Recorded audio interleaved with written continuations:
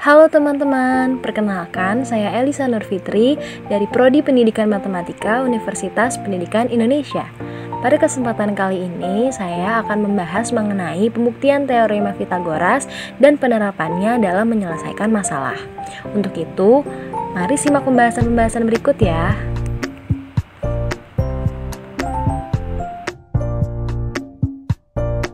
Sebelumnya, apakah kamu tahu bagaimana konsep teorema Pythagoras itu?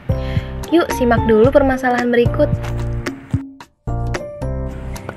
Suatu hari, seorang bapak ingin berangkat bekerja menggunakan kereta.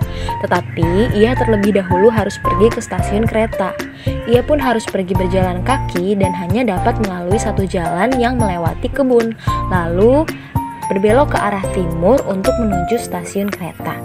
Dan apakah kamu tahu, ternyata kita bisa loh mencari jarak terdekat dari posisi si bapak dan stasiun kereta dengan menggunakan teorema Pythagoras ini. Untuk mengetahui lebih lanjut bagaimana teorema Pythagoras itu, mari kita lihat sejarah teorema Pythagoras.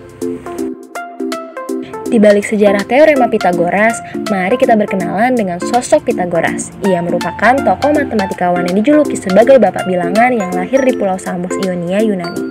Pythagoras lahir pada tahun 570 sebelum Masehi. Pythagoras sangat menyukai berkelana untuk berburu hingga ke segala penjuru dunia. Ia menjelajah Arab, Mesir, Babilonia, India, sampai menetap di Kroton, Italia. Di Kroton, Pythagoras mendirikan sekolah di mana murid-muridnya disebut dengan Pythagorean. Nah, di sekolah inilah Pythagoras mencoba menelaah ilmu-ilmu yang ia dapatkan. Salah satunya seperti ilmu relasi-relasi antar sisi segitiga siku-siku. Tapi teman-teman tahu tidak? Ternyata sebenarnya ilmu tentang relasi segitiga siku-siku sudah ada sejak ribuan tahun sebelum Pythagoras lahir. Salah satu bukti sejarah adalah adanya tablet milik peradaban Babilonia yang di dalamnya tertulis banyak kombinasi 3 angka yang memenuhi syarat teorema Pythagoras atau sekarang yang kita sebut juga sebagai Pythagorean triple. Tapi kenapa Pythagoraslah yang menjadi nama di dalam teorema ini? Karena Pythagoraslah yang pertama kali berhasil membuktikannya secara matematis. Selanjutnya, mari kita lihat pembuktian teorema Pythagoras. Pada pembuktian teorema Pythagoras ini, kita akan menggunakan luas daerah segitiga dan luas daerah persegi. Pada awalnya, kita akan menyiapkan 4 buah segitiga siku-siku dengan ukuran yang sama.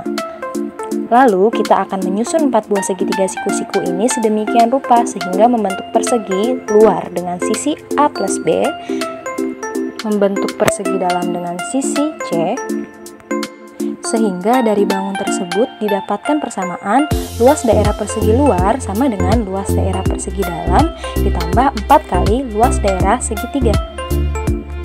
Lalu, luas daerah persegi luar adalah sisi kali sisi, yaitu A plus B dikali A plus B, sama dengan luas daerah persegi dalam, yaitu sisi kali sisi, dengan sisinya C, maka C dikali C, lalu ditambah 4 kali luas daerah segitiga yang sama, yaitu 4 kali setengah kali A kali B. Persamaan tersebut kita akan operasikan sehingga didapatkan A kuadrat ditambah B kuadrat ditambah 2AB sama dengan C kuadrat ditambah 2AB. Masing-masing ruas akan kita kurangkan dengan 2AB sehingga diperoleh A kuadrat ditambah B kuadrat sama dengan C kuadrat. Nah, dari pembuktian teorema Pythagoras tadi sudah terbayangkan bagaimana teorema Pythagoras itu? Yaitu pada segitiga siku-siku dengan sisi tegak lurus AB dan sisi miring C, maka akan berlaku A kuadrat ditambah B kuadrat sama dengan C kuadrat. Yuk, simak contoh soal penerapannya. Misalnya, ada seorang anak yang baru saja berpindah rumah dan ia memiliki kamarnya sendiri dan berniat untuk mendekorasi kamarnya dengan menambahkan elemen-elemen seperti lukisan, balon-balon, dan pita merah yang membatasi antara keduanya.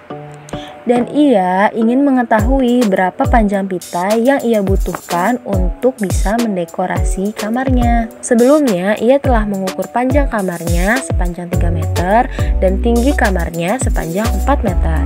Menurut teman-teman, bagaimana sih caranya untuk menghitung panjang pita yang diperlukan? Karena panjang kamar, tinggi kamar, dan panjang pita membentuk suatu bangun datar segitiga siku-siku, maka kita dapat menghitung panjang pita dengan menggunakan teorema Pythagoras. Yuk, mari kita hitung. Akan diberi waktu untuk teman-teman dan silahkan untuk mempause video ini untuk menghitungnya. Berapa ya hasilnya? Yuk kita cek. Dalam pembuktian teorema Pythagoras tadi telah didapatkan bahwa A kuadrat ditambah B kuadrat sama dengan C kuadrat. Dengan masing-masing A, B, dan C adalah panjang kamar, tinggi kamar, dan panjang pita. Setelah kita melakukan perhitungan, maka didapatkan C adalah akar dari 25 atau sama dengan 5 meter. Maka panjang pita yang dibutuhkan adalah 5 meter. Untuk itu, diperoleh kesimpulan bahwa teorema Pythagoras adalah teorema yang menunjukkan hubungan atau relasi panjang sisi-sisi pada segitiga siku-siku, yaitu kuadrat sisi miring segitiga siku-siku sama dengan jumlah kuadrat sisi-sisi tegak lurus yang lainnya. Dan diperoleh persamaan A kuadrat ditambah B kuadrat sama dengan C kuadrat. Nah, sudah paham kan teman-teman mengenai teorema Pythagoras itu? Terima kasih dan sampai jumpa di lain waktu.